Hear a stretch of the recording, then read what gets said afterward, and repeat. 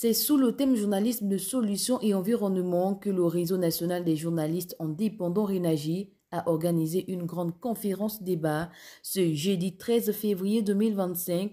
L'objectif principal de cet événement était de renforcer les synergies entre les journalistes, les jeunes professionnels et les parties prenantes afin de trouver des solutions durables au conflit homme-éléphant qui touche le Gabon. Le conflit homme-éléphant au Gabon est devenu au fil des années une véritable problématique. Il a des conséquences dramatiques pour les habitants des zones rurales qui subissent la destruction de leurs plantations, qui sont la base de leur subsistance. Mais les conséquences ne se limitent pas à la perte de récoltes. À cela s'ajoutent les pertes en vies humaines. Lorsque les éléphants en quête de nourriture due à leur surpopulation et de nouveaux espaces de vie agressent les habitants des zones rurales. Ce phénomène s'est traduit par une intrusion des éléphants dans des espaces habités, exacerbée par des causes multiples telles que l'exploitation forestière et la perturbation du climat qui impactent l'environnement, d'où le manque de nourriture.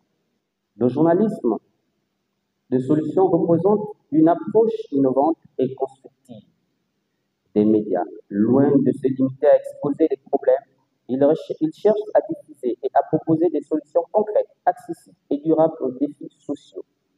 Le cas du conflit homme-éléphant est un parfait exemple d'une problématique environnementale qui mérite une attention particulière. Il est impératif que le journalisme de solutions joue un rôle central en promouvant une approche participative, en impliquant les journalistes, les experts, les autorités et la communauté locale pour trouver ensemble des solutions efficaces et pérennes. Ce type de démarche s'inscrit dans une approche proactive où les journalistes jouent un rôle clé non seulement en informant, mais aussi en contribuant à l'élaboration de solutions.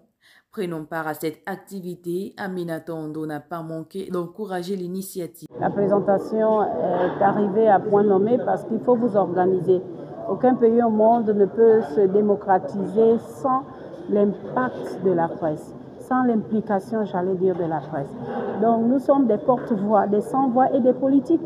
Donc c'est déjà une opportunité pour vous et pour nous, la société civile, de vous accompagner, de vous écouter et d'organiser une telle rencontre. C'est très enrichissant parce que là on a parlé des problèmes d'environnement et bien d'autres. Je pense que le Gabon a les mêmes problèmes que les autres pays de la sous-région. Il est important que la presse s'oriente vers ce domaine pour préserver la nature, préserver la vie, parce qu'aujourd'hui c'est un débat. Au Gabon, il semble que les populations pensent que l'État se penche plus à protéger les animaux que la vie. Mais je pense qu'à travers des communications comme celle-là, des reportages, les populations en même temps seront impliquées elles-mêmes, mais comprendront l'intérêt aussi de vivre en harmonie avec notre environnement et surtout les animaux. La conférence visait à encourager des discussions et des échanges fructueux autour de ce défi environnemental. Il faut souligner que ce genre d'initiative est essentiel pour favoriser une meilleure collaboration entre tous les acteurs impliqués, dans l'espoir de réduire les conflits et de promouvoir une cohabitation harmonieuse entre les hommes et les éléphants, tout en préservant la biodiversité du Gabon. La conférence a été organisée en collaboration avec Polisaire, Santerre et Locomus.